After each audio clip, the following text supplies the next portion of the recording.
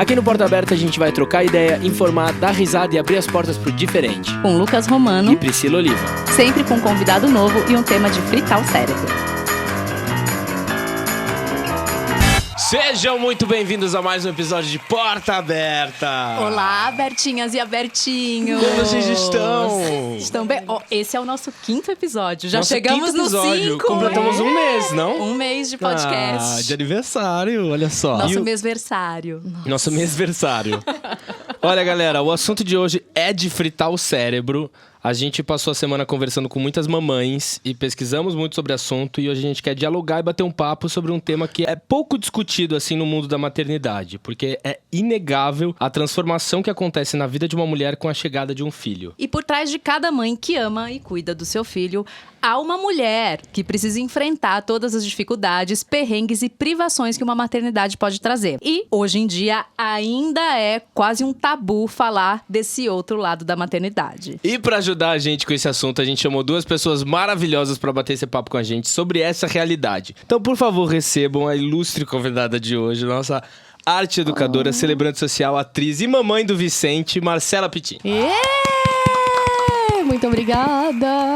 E também aqui conosco temos a psicanalista, mamãe de Bárbara, Carla Rubia. Salva de palmas! Bem-vindas! Muito Obrigada por toparem entrar aqui, ó, nessa roda com a gente, com duas pessoas que não têm filhos. Sim. A gente, né? Uma nem quer ter. Mas a gente não vai entrar nessa. Isso aí é um Não, a assunto gente para um vai outro entrar também podcast. nesse assunto. A gente vai entrar nesse assunto. Não, a gente vai gravar um só sobre esse assunto. Por favor, fale um pouquinho mais de vocês, pra quem ainda não conhece vocês. Marcela, mamãe de primeira viagem, né? Quantos meses Mamãe está de primeira Vicente? viagem, Vicente completa 6 meses, semana Quando? que vem. Ah, E é seu maior lazer neste momento. o status da semana. Status da semana, chupar o dedão. E muito obrigada pelo convite. Ouvir mães, mesmo vocês não tendo filhos, ouvir mães é um sinal de rede de apoio, de carinho, de afeto e de empatia. Então, muito obrigada. As mães precisam ser ouvidas. Mães reais, viu? Sim. Eu sempre brinco que ser mãe é passar a fase do videogame, né? Você acha que passou e a próxima é mais difícil.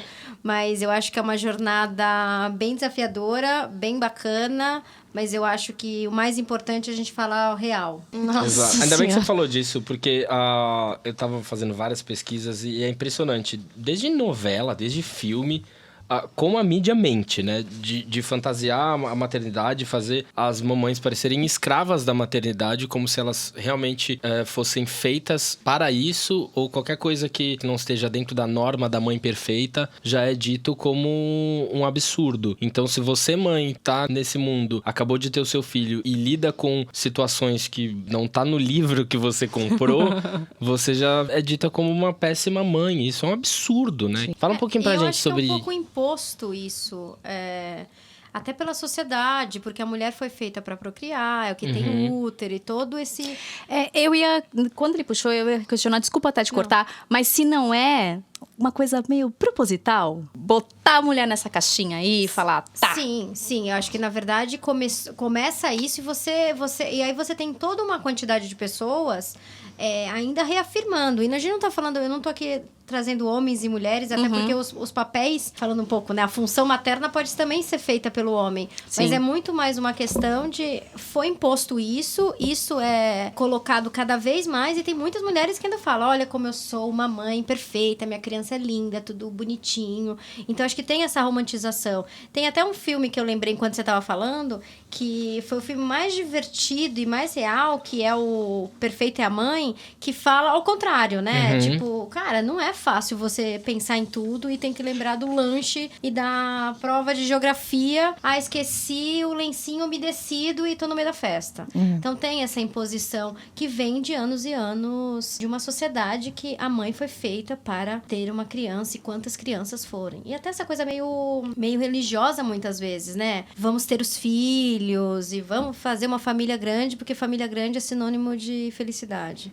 O mercado consumidor ganha muito com isso, né? É o sonho, né? Vende-se o sonho da maternidade, né? A gente, quando foi escolher um lugar pra ter um neném, a gente visitou algumas maternidades. E em uma delas, a gente apelidou ela de Fofolândia. Primeiro a gente sentou numa sala, para quem conhece meu digníssimo, Rodrigo, te amo, tá dando leite pra Vicente essa hora. A gente chegou, a gente entrou numa sala, assim, com perfume Natura Mamãe Bebê, nesse nível. E aí vem um vídeo da maternidade, lindo, e a moça com uma voz super suave. Mãe, vamos então visitar agora o hospital. Como é o nome do príncipe? Ai... Aí ela já fez uma etiqueta. Eu olhei pro Rodrigo, ele como assim, um pouco apavorado. Aí eu, Vicente. Aí ela anotou numa plaquinha, uma etiquetinha azul. Vicente. E ela falou assim: ai, com licença, eu vou colocar na sua barriga. Vamos levar o Vicente para Ela colou a conhecer. etiqueta na sua barriga? Vamos levar o Vicente para conhecer a maternidade.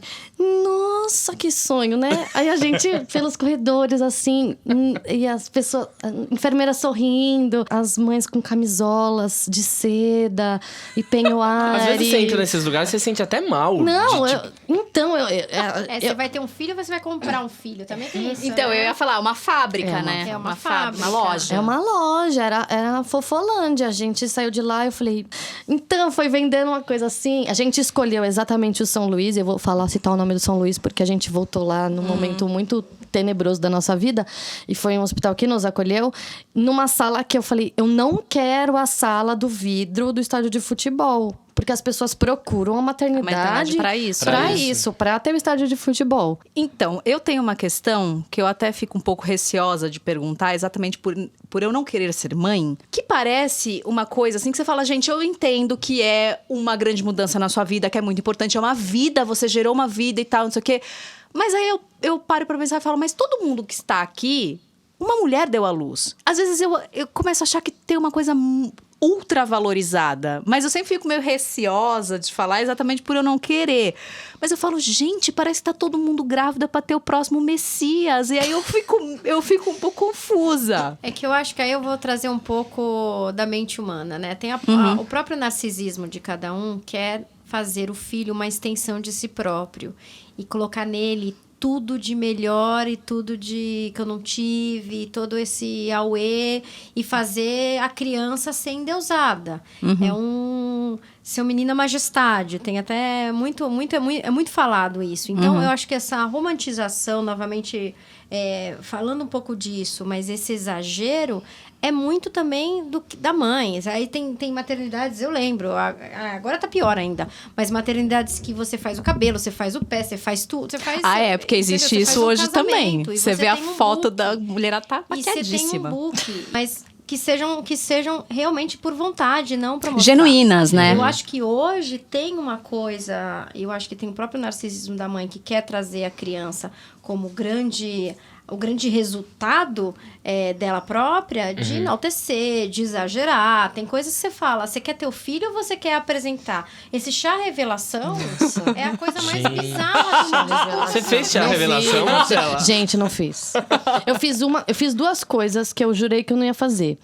Que foi postar uma ultrassonografia, um ultrassom. Mas eu prefiro o ultrassom do que o teste de gravidez. Não. Que agora todo mundo faz o jabá do Clear Blue. Eu acho isso medonho, gente. Então eu postei, eu escrevi exatamente assim: eu me tornei a pessoa que posta...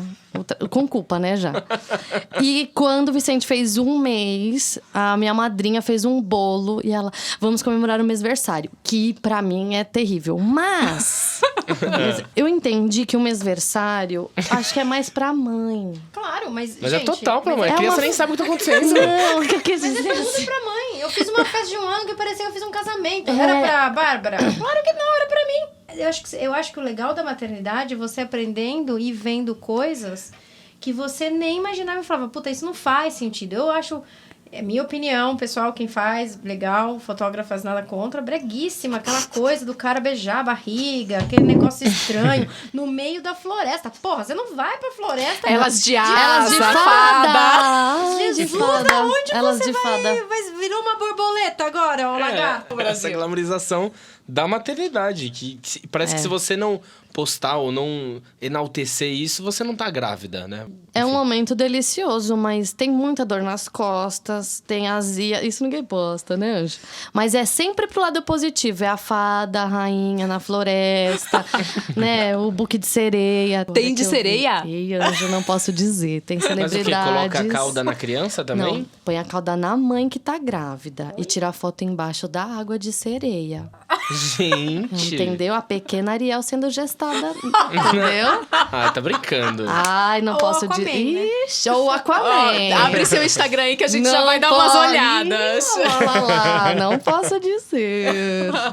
E aí entra uma outra coisa que também ouvimos falar muito com a maternidade. Eu queria saber de vocês se é real, se aconteceu com vocês. E acho que você, Carla, como psicanalista, pode falar um pouco mais sobre isso, que é o amor incondicional. Que eles falam que já nasce, que a mãe já ama aquele bebê e tal. Eu queria saber como foi pra vocês e eu queria saber se isso realmente existe ou se também é uma coisa que às vezes demora e cada mulher tem o seu tempo de realmente começar a aprender a amar aquela criança. Eu acho que o amor... Eu tive um amor incondicional dentro da maternidade, do tipo... Essa menina eu que gerei, mas eu tive muito medo e talvez eu forcei um pouco esse amor, porque eu vim de um histórico de mulheres com depressão pós-parto. Né? Que isso é um problema. Eu vim de vó com mãe, eu vim da minha mãe comigo, de rejeição. Tanto é que antes de ter a Bárbara, eu chamei, na época, o pai dela...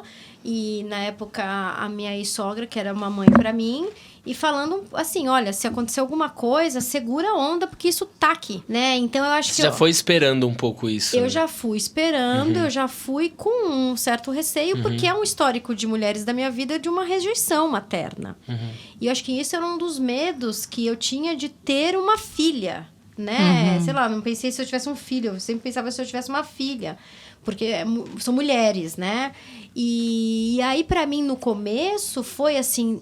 Nossa, não, eu tô amando. Aí, aquela coisa de você não dormir. Eu quero dar o peito. Um dia, a hora de dar o peito. Dar o peito nada, eu quero dormir. Deixa essa criança aí. Faz alguma coisa, né? E eu acho que isso você constrói. Né? E aí eu acho que um pouco desse amor incondicional, tô falando como mãe, tô falando como psicanalista, não, e eu acho que é isso que a gente tem que desmistificar. Você vê muito relatos de mulheres que realmente isso é construído, isso não vem, acender uma luz e é uma construção, você não sabe como foi essa gestação, você não sabe os medos, os anseios, os recalques, os traumas que a gente tá falando de classe A gente tá falando de gente que não tem problema, a gente tá falando da mulher da periferia. Não significa que também lá a mulher da periferia não tem a mesma coisa, porque no final são mulheres gerando vida que tem as suas angústias. E pode ser um momento super importante, como pode ser uma gravidez não desejada e que se optou por ter um filho. Então, esse amor incondicional, para mim, ele não existe, tanto como mãe como psicanalista, e ele é construído sim. Só que, novamente, isso as pessoas falam, não, mas como assim eu não vou gostar? E eu lembro de uma vez, uma cena clássica minha, eu chorando de um lado, a Bá chorando do outro no carrinho, eu devia ter 2, 3 semanas. Chega a avó da Bárbara, ela foi uma super mãezona pra mim, falando, o que tá acontecendo? Aconteceu alguma coisa? E foi direto pra criança. Aconteceu alguma coisa? Eu falei, devolve, eu não quero mais. Aonde eu estava com a cabeça? O amor tá lá, mas nessa hora ele foi tomar um café e fumar um cigarro, né? Ou como eu brinco, tomar um uísque, porque o negócio... Então, eu acho que tem um pouco isso da gente não falar. Tanto que todo mundo que tem filho hoje, eu dou presente pra mãe. Sim, porque a mãe é esquecida, né? Porque ela virou só um veículo. E na verdade, eu acho que todas as angústias que a criança traz... Porque...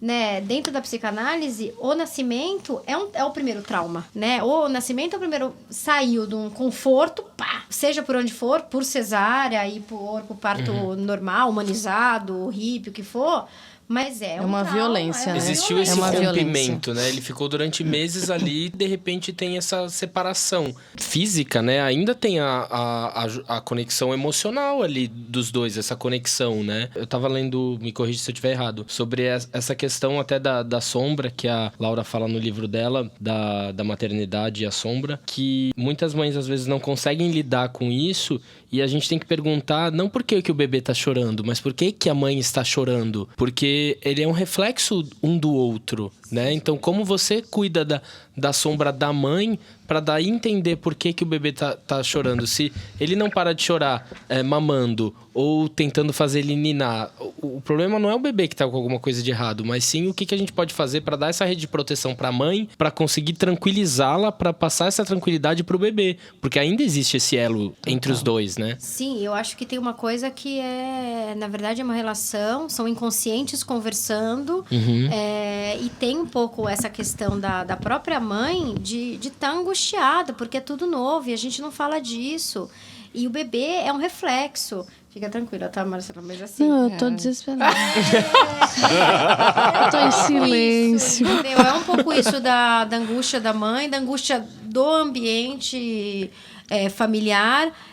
Tem uma coisa que o Winnicott, que é um psicanalista, né, da escola inglesa, fala: a mãe é suficientemente boa. E eu acho que isso que é o legal. Eu acho que das coisas, né, tem várias vertentes dentro da psicanálise, e ele fala uma coisa muito boa, que é a mãe suficientemente boa.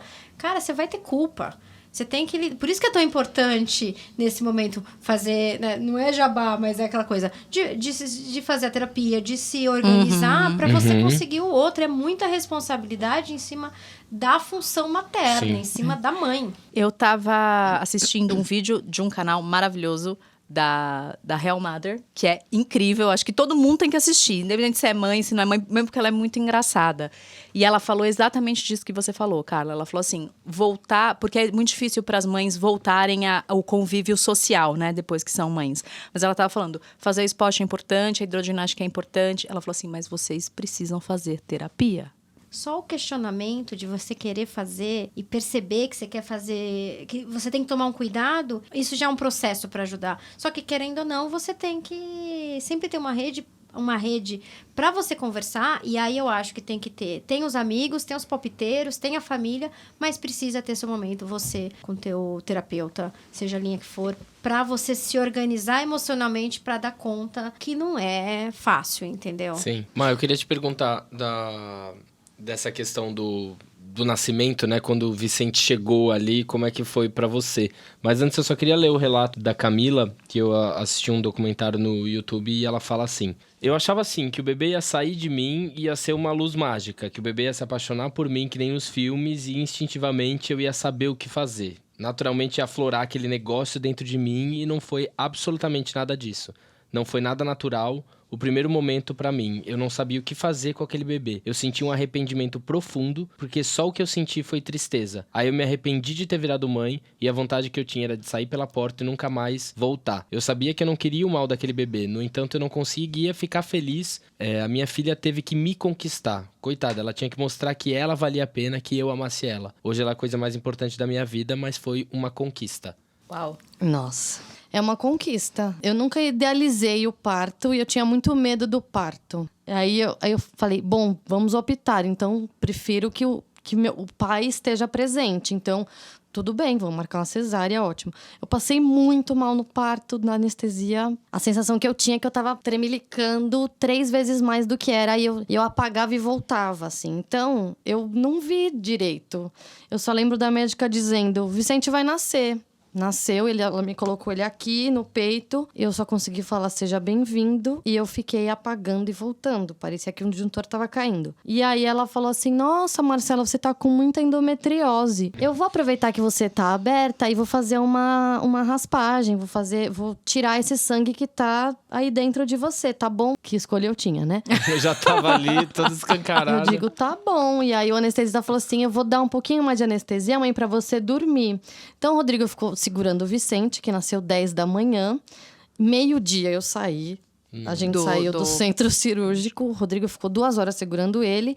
E as pessoas, nasceu aquela felicidade. E ele assim, meu Deus, eu preciso ver a Marcela, porque é isso. No dia anterior, você é a pessoa mais importante que existe do mundo. E do dia pra noite, você não é mais a pessoa importante, é só o bebê. Foi o dia que eu fiquei mais tensa na minha vida. Ai, você vai ganhar bebê, você vai ganhar bebê. Você não sabe o que é e acontece, pode acontecer de tudo, né? Então, eu vejo fotos lindas das mães segurando, chorando. Ai, te amo para sempre, você é meu tudo. Eu não sei, pessoalmente, eu não consegui nem viver, assim, o momento do parto. E aí, os outros dias foram muito cruéis, porque eu sentia muita dor. E aí, eu digo que o primeiro mês foi tão difícil, e a natureza é sábia, que você fica desesperada. Por mais que você tenha uma rede de apoio maravilhosa, e graças a Deus eu tenho, é muito solitário, porque chega uma hora que não adianta, é só você. É só você que vai acalmar, dar de mamar. É só você que tá lá, solitária, e essa responsabilidade, sabe? né? De carregar todo esse peso, porque saiu de mim. Então, se não sou eu que vou acalmar e não tá acalmando, o problema sou eu. Esse deve você ser tem o que pior. dar certo, você tem que conseguir. A enfermeira falou uma coisa que eu nunca vou esquecer. Ela falava, olha pro seu bebê. Só isso. Olha pra ele. Olha pra ele. Porque é tanta gente falando milhares de coisas, milhares de fórmulas. Eu não li mais livro nenhum. No meio da gestação, eu falei, eu não vou ler mais nada. Eu tinha livro, eu não li. Tá tudo lá guardado, parado. Ele vai fazer desenho nos livros. E ela falava, olha pra ele.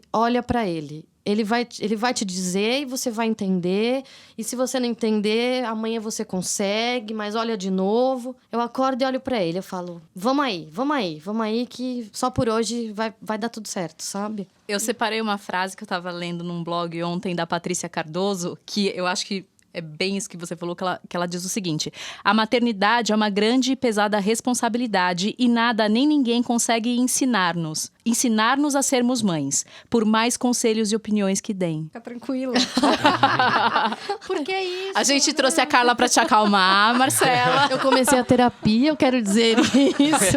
Real, oficial. Começou? Comecei, porque não dava. Agora que ele vai fazer 6 meses, chegou um momento que eu não tava conseguindo sair de casa. Porque eu achava que qualquer coisa ia acontecer em qualquer lugar. Tipo aqui agora, entendeu? Não era minha casa o problema. As pessoas, muda de casa. Eu li muito isso. Eu li relatos de mães que é um medo constante da responsabilidade de, às vezes, a mãe morrer, porque aí como que eu vou cuidar do bebê? Não, você não pode morrer, você não pode. E no metrô, às vezes o metrô tá vazio, mas começa a surgir todas as possibilidades. Não, porque pode quebrar esse negócio e pode acontecer alguma coisa. Então, às vezes, não sai por medo. É muito hormônio. Você fica muito maluca. E aí a terapia... Isso é o baby blues ou não? Porque às vezes eu não conheço muito, eu confundo um pouco o baby blues com a depressão pós-parto. Qual que é a diferença? O baby blue é uma tristeza hormonal que acontece logo nos primeiros dias, porque afinal de contas você tava com muito hormônio, independente se é menino ou menina, mas muitos hormônios adicionais aos teus. E aí, quando tira aquela carga de hormônio, dá uma badzinha, né? Então, teoricamente, 1 semana você tá lá se acostumando, os hormônios tentando voltar ao normal. Isso faz parte. Isso acontece com todas. Acontece. Então, esse do baby blue acontece. O que acontece é o seguinte, e aí entra a depressão pós-parto, que ela pode virar desde uma pequena ondinha como um tsunami. E aí você vai sentindo, os hormônios não vão voltando, e às vezes, às vezes não, quimicamente mesmo começa a ter uma descompensação nessa quantidade de hormônio, e quando você vê, você deprime. Ou por N motivos, né? Eu tive muita gente que eu conheci com depressão pós-parto, teve que entrar, inclusive, em medicação, por isso que tá sentindo. E a medicação, ela acaba, às vezes, pode interromper a amamentação, né? Então, muitas né? vezes, se você entra, dependendo do antidepressivo, você tem que parar de amamentar. Existem sinais claros? Existe o sinal, né, de uma melancolia, de uma rejeição pela criança, de um isolamento, de uma vontade de não querer fazer aquela relação acontecer, uma sem vontade de acordar. Então, todos esses indícios da própria depressão mesmo. E isso tem que ser falado. Uma coisa que eu faço muito com as minhas amigas, quando elas vão ter filho, elas dão risada, depois elas falam, obrigada, você disse isso. Todas elas, sem exceção, quando elas estão grávidas, eu falo, viva, tá lá. E aí, quando elas estão perto do parto, eu falo, me liga na hora que você quiser devolver. Porque vai acontecer. Eu acho que isso é uma coisa muito real e muito recorrente que as pessoas evitam falar, né? E aí como que vai ser a criança? Mas, na verdade, são duas pessoas tão importantes quanto a criança e a mãe. E é muito triste isso, né? Porque muitas mães sofrem sozinhas, né? Porque com medo de falar isso, de que tá sentindo essas coisas... Por conta do julgamento, né? Porque existe muito julgamento, mas eu acho principalmente que na família. Né? Nossa, nesse momento... Mal, né? Às vezes nem é por mal, às vezes é Exato. uma coisa... Eu lembro da minha mãe falando, né? Eu tive uma gravidez bem complicada. Foi parto normal ou cesárea? Foi cesárea, mas eu quase abortei 3 vezes durante a gravidez. Uau. Nossa. Então, foi uma gravidez de ultra risco. Mudei de médico no meio do caminho. E aí, toda essa fragilidade, essa tensão veio depois. E eu tentando ser uma mãe ótima, perfeita, maravilhosa. E eu não queria ninguém perto, eu não queria mais... Já teve amiga que foi a visitinha, né? A visitinha é rápida. A visitinha, né? Não é Ai, olha, gente, eu sou o tipo de pessoa... Eu e o Ferdi, a gente tem sérios problemas com isso. Porque a mulher tá no hospital, eu falo, Ferdi, não vamos lá, não. Porque assim, não sei, eu me coloco no lugar da mulher, eu falo, se eu tivesse tido um filho, eu não queria ver a cara de ninguém por 3 anos. Aí, tudo bem, eu sei que na maternidade é mais fácil. Todo mundo fala que é melhor. Mas eu me sinto invadindo um espaço e um momento tão frágil, visitando um bebê. Então, mas ao mesmo tempo eu penso, mas será que a pessoa não iria gostar de ter esse apoio? Então eu não sei, porque eu falo, eu não. Também eu sou o contrário. Mas você tem que... eu acho que você tem que perguntar e falar, olha... Como tá aí, como né? que tá aí? Porque eu lembro que foi uma amiga visitar... E ela esqueceu da vida, que eu tava grávida, e foi lá contar dos problemas dela. Ok, eu só adoro escutar as pessoas. É o, como é que fala? O rap do eu, como disse a Hell Mother. Eu. E aí a pessoa não ia embora. A minha filha não parava de chorar, mas As assim... pessoas não têm noção. E não parava de chorar, e eu tentando, e não parava de chorar. Eu cheguei e falei assim, olha, vai embora. Você tá atrapalhando aqui e eu preciso cuidar dela. Então, assim, se ela for sua amiga... Vai entender. Se ela não for sua amiga, é melhor trocar de amiga e que não vai valer a pena. Teve uma amiga minha, teve um bebê, ela é mais novinha que o Vicente. E aí eu liguei e falei, quando você quiser, quando puder. Ela falou assim, não, por enquanto eu não quero visitas. Mais pra frente, eu falei, beleza, tá aí, tá tudo certo. E já aproveito pra puxar um outro assunto, porque eu conversei muito com ela, ainda converso muito com ela, exatamente porque eu já tava entrando nesse lugar de que a gente precisa cuidar das mães, né? E aí eu ficava ali batendo um papo com ela e acompanhei todo o drama da amamentação. Nossa, que isso eu fui começar a descobrir com ela. Porque até então eu mesma achava que a amamentação, você De bota boa, lá, vai lá. E dói, né? Tem umas lembranças muito estranhas na minha cabeça, mas eu não sabia que isso era para todas as mulheres, porque assim, eu tenho 3 anos de diferença eu e meu irmão, e eu tenho a imagem na minha cabeça do bico descolado da minha mãe quando ela amamentava meu irmão. E ela passava uma pomada. O bico descolou, Como amor. assim? Saiu. Gente, como assim? Descolou? E aí ela passava uma pomada amarela e eu tenho essa imagem na minha cabeça até hoje. Na verdade, eu acho que de tudo da maternidade, quando eu tava grávida, o que eu tinha mais medo era a amamentação. E eu estava certa, porque, olha...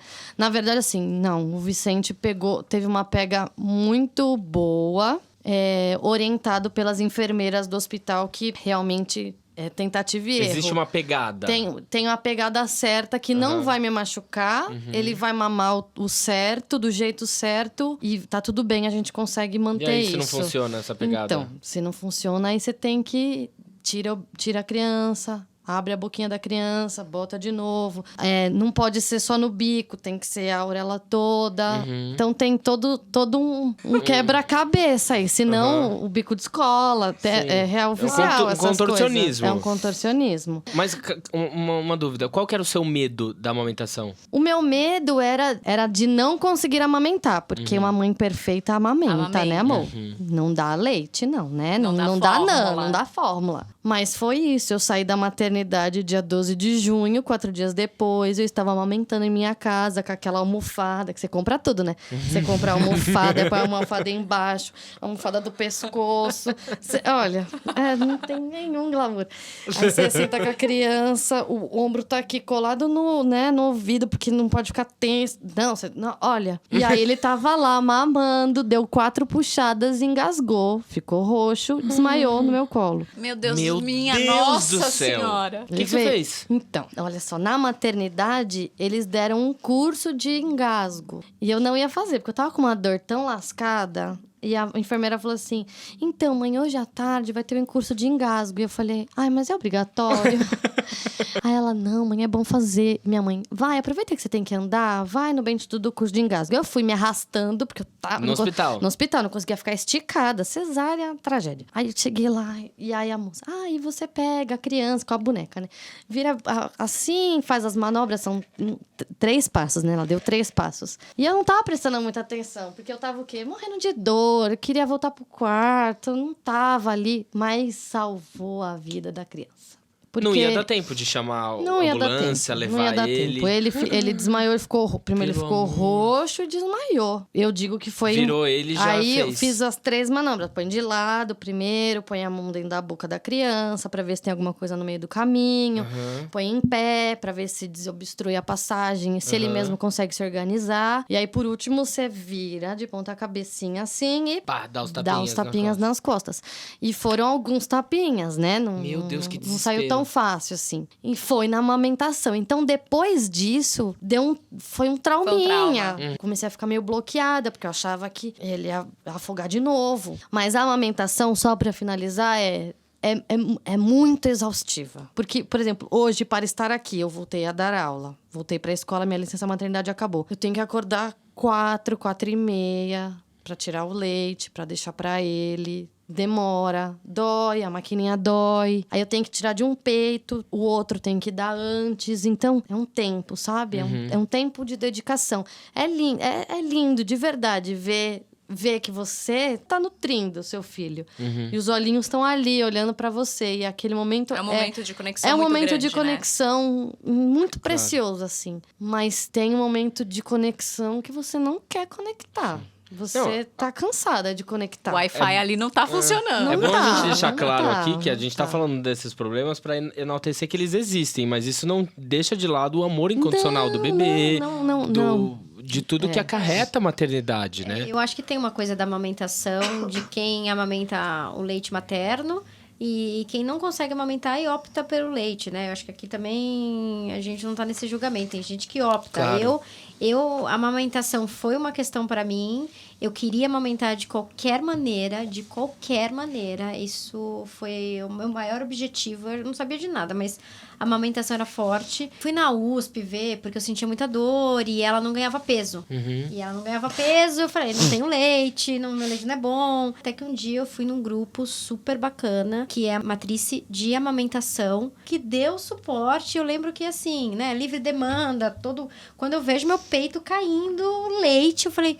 Porque eu relaxei, né? Porque eu relaxei, porque eu conversei com gente, de mostrou, não, a pegada tá certo, mas era uma tensão minha. Eu acho que eu coloquei tanto esforço nisso, que eu achava tudo que era uma bobeira, e eu vejo que isso, pra quem quer, pode ser uma ajuda. Que eu acho Que que bacana. é aquela coisa de você pedir ajuda, sabe? Claro. Poxa, isso é tão importante pra mim.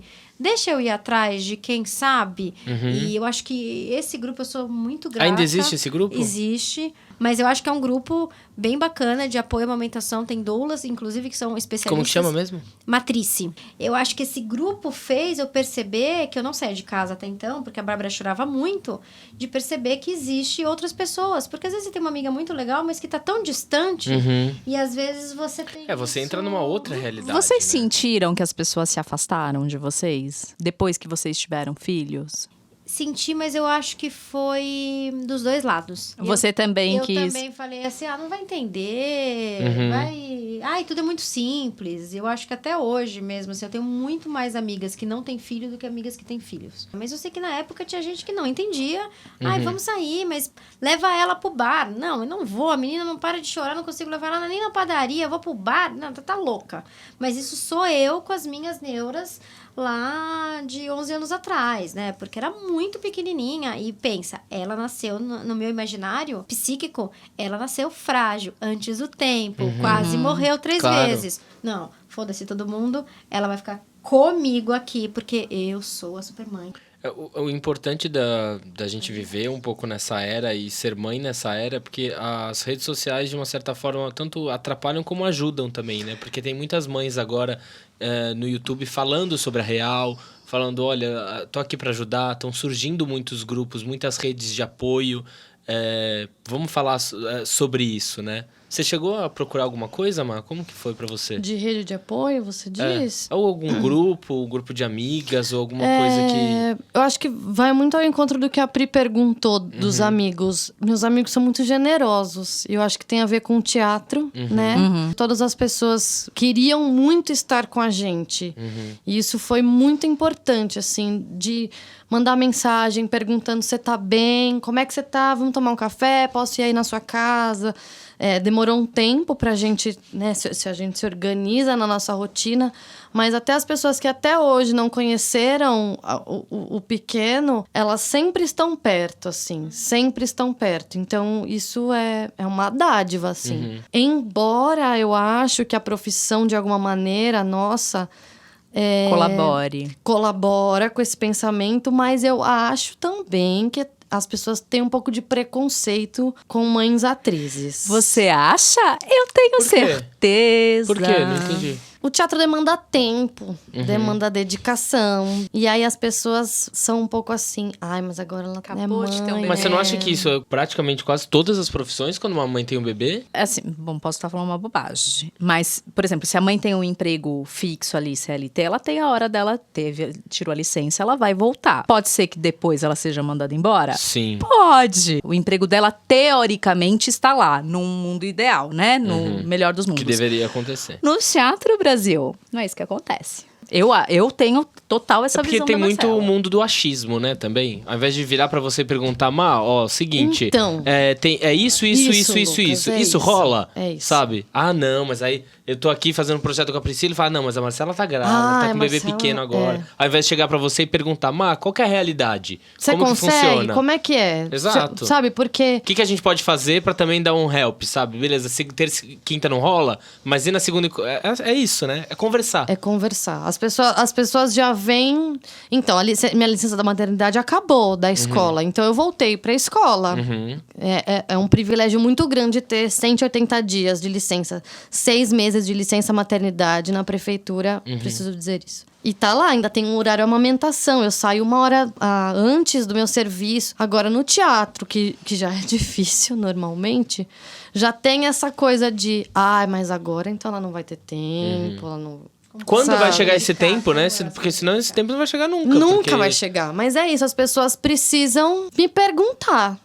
Eu fiz uma leitura agora, e eu preciso enaltecer isso, com o Gerson Esteves, que foi muito generoso e falou: eu queria muito que você fizesse. Você consegue? Eu falei: eu não sei, mas eu posso tentar. Talvez eu não vá comer pizza com vocês depois da peça. Porque meu peito vai estar pingando. E talvez eu não consiga Talvez chegar... ele pingue durante a leitura. Talvez eu não consiga chegar no teatro 2 horas antes. Talvez eu chegue 10 minutos antes. Mas eu vou chegar e eu vou fazer. Então, não é o habitual do que a gente tá, mas me perguntou, sabe? Sim. Mas é uma questão de a pessoa ter essa sensibilidade. Empatia. Dentro dessa seara... Eu ontem, né, tava na minha pesquisa toda ali. Maravilha. Eu li um depoimento de uma mãe. Eu não estou aqui julgando a mãe, tá, gente? É só porque eu li e eu falei: nossa, mas eu acho muito perigoso isso que ela falou. E eu queria saber a opinião de vocês, mães, as mães e a psicanalista, sobre o que ela fala. Ela fala assim: depois do nascimento a minha filha me fez crescer como mulher. Depois que ela nasceu, eu nunca mais tive dias ruins. Fez com que eu não tivesse mais dias ruins. Todos os meus dias tinham que ser bons para que eu pudesse estar ao lado dela e para que eu pudesse dar suporte para sempre que ela precisasse. E eu li isso e eu falei: gente, mas isso é muito perigoso. Aí me bateu o primeiro dó, que eu falei: eu acho que ela tá iludida, que eu acho que ela ainda não entendeu. A filha dela é um pouco mais velha, eu não sei exatamente que idade que ela tem, mas eu li isso e eu achei perigoso. Imagina se essa filha faz uma coisa que a mãe não quer. Exatamente o que eu pensei. Porque o que acontece é o seguinte, né? As mães, elas têm que criar filhos. Parece uma frase piega, mas é pro mundo, né? Não é pra si. A gente quer criar pra si, né? Mas, na verdade, quando ela pega e fala, não, tudo tem que ser perfeito, tudo tem que ser lindo, tem uma coisa que é muito importante fazer o adendo, que é extremo cuidado e abandono tem o mesmo efeito nocivo para uma criança. E isso é muito perigoso porque você tem que ser real. E é importante para a criança ter esta mãe real, ter essa mãe que, olha, agora não dá, não vou fazer, tô triste. E eu falo isso porque né, a Bárbara tem 11 e eu me separei na metade da idade dela. E teve um dia que teve que falar, né, onde tá o papai? Papai saiu e a mamãe separou e ela tinha 4 anos e meio para 5. Você tem que falar dentro de né? Dentro de uma idade, você tem que lidar com a verdade. Então, quando eu ouço um relato desse, o que acontece quando essa criança chegar para ela e falar, eu não quero fazer isso? Como não? E aí, como você ouve muitos relatos, eu fiz tudo por você. Eu abdiquei da minha vida. Eu sou gay. E aí? Não, mas aí não, porque na concepção, e eu tenho isso em clínica mesmo, eu quero ter netos, eu quero ter isso. Não, quem tem que ter... Quem tem que querer não é você. E aí, o que fica com as coisas, Até sabe? a questão de querer ter o filho pra talvez cuidar de você na velhice. Nossa, né? eu acho isso um absurdo. Isso é uma escolha que deve existir. Se isso for recíproco, sim, mas as pessoas criam os filhos Não, é que eu acho que existe uma coisa não é que... uma coisa, não é? Você não tá fazendo crediário. Não, e não é depois... receita de bolo, gente, que claro. você vai lá e fala, olha, vai dar certo. Às vezes você não vai se dar bem com seu filho. Sim, e você constrói isso, né? Você constrói uma relação para ver se isso faz sentido ou não. Na minha concepção, hoje, como mãe, a minha rede de apoio é pensar, né? Quando eu penso na minha velhice, ter um grupo de amigos que a gente possa se ajudar. Eu não vou colocar esse peso na Bárbara. Ela não precisa disso. A nossa relação vai permitir ou não, às vezes eu não vou querer. Vai seguir, eu não sei qual que é o rumo dela de vida. Então, só que os pais querem esse crediário. É isso. Nossa, mas quem vai cuidar de você na velhice? É isso de cuidar. Ouço muito. É isso de cuidar ou da profissão. Então, eu estou fazendo esse colégio para você, porque eu estou te dando esse colégio, porque no final você tem que ser o grande fulano da profissão X para depois me devolver isso. Sim. O Lacan fala uma coisa, né, do falo, né? O falo é como se fosse um troféu. A criança, naturalmente, o falo da mãe é a criança quando nasce. Né? O grande troféu, não há troféu maior, melhor, é a criança.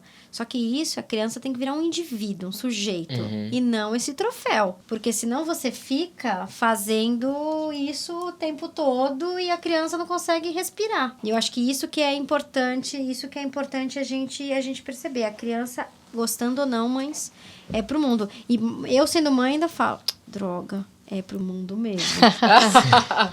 Já que você, Carla, falou do grupo de apoio, eu queria falar para vocês que existe o projeto Casa Mãe no Benfeitoria, que é exatamente um grupo de apoios não só voltado para a amamentação, mas para principalmente o começo da maternidade.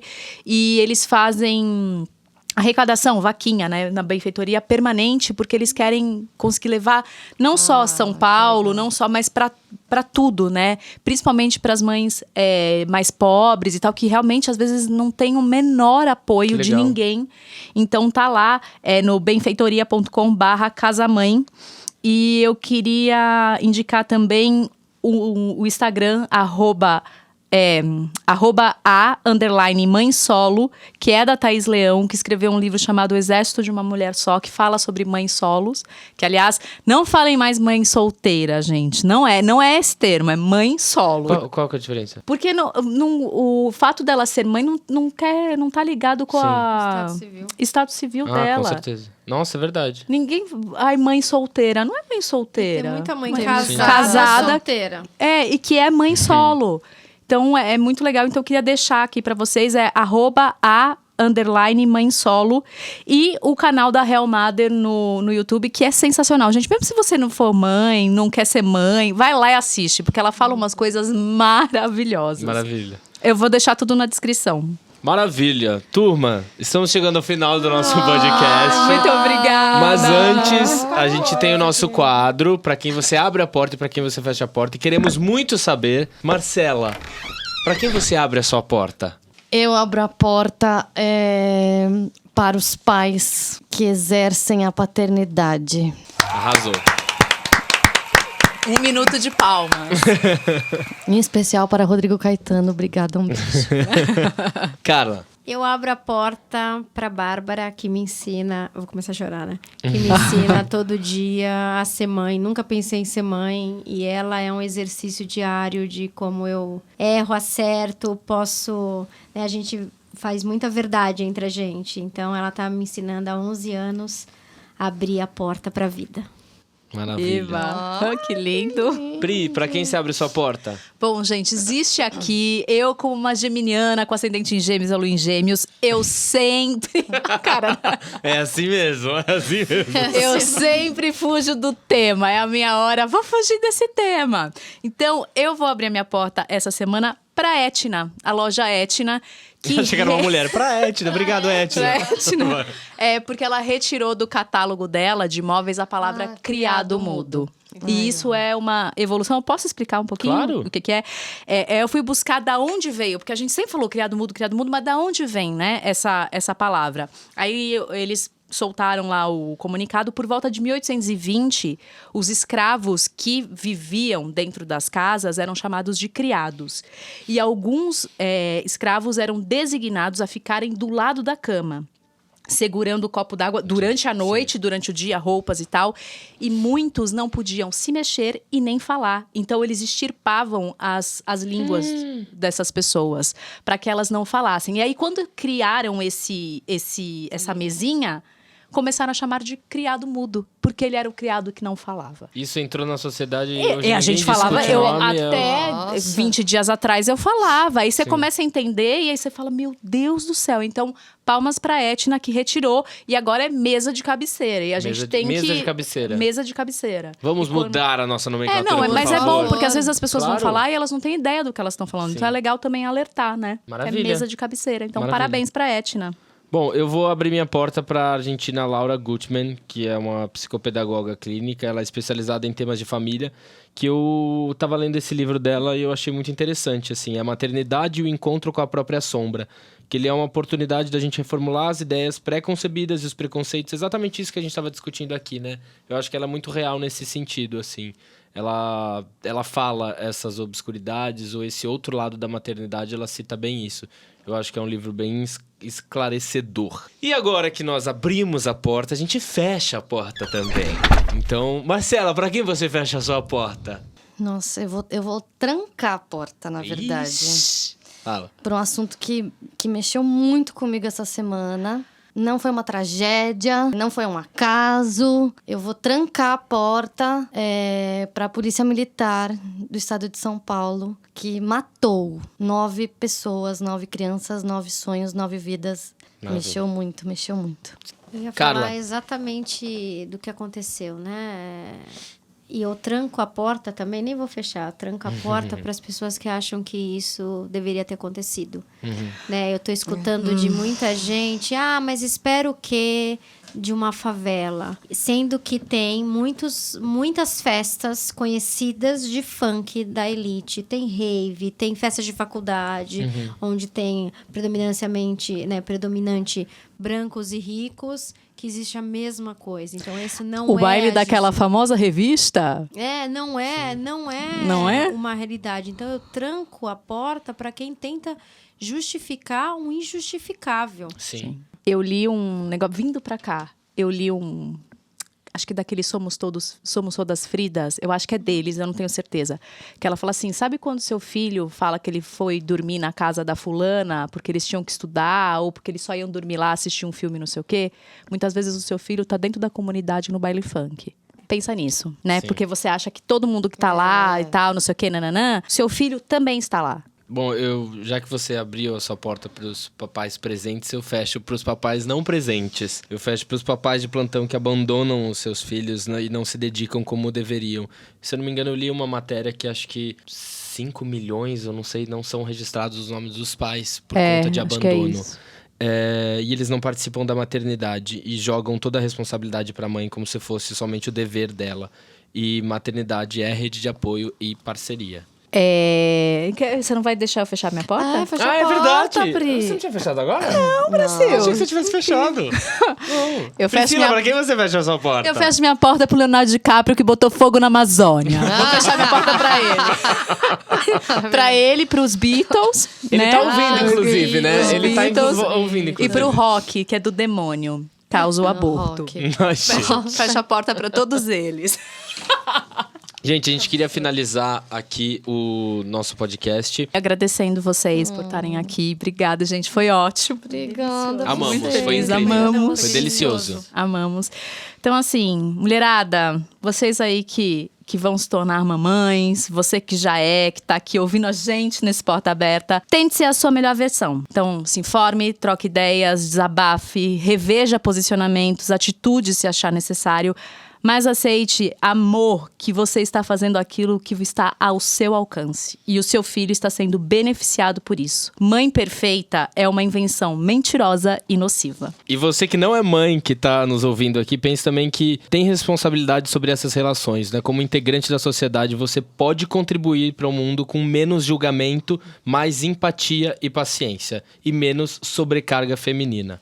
E é isso. Galera, maravilhoso. Muito Gente, obrigado. foi maravilhoso. Foi maravilhoso. Maravilhoso. Obrigada. E pra você que tá ouvindo, sigam nossas redes sociais. O nosso Instagram é @portaabertapodcast. E se quiserem mandar dúvidas, sugestões, essa semana a gente lançou a caixinha do Maternidade, chegaram umas coisas bem legais que a galera perguntou pra gente, a gente foi atrás. Então, quiser mandar, só mandar lá. E é isso. Obrigada. Beijo. Obrigada, Beijo. beijo.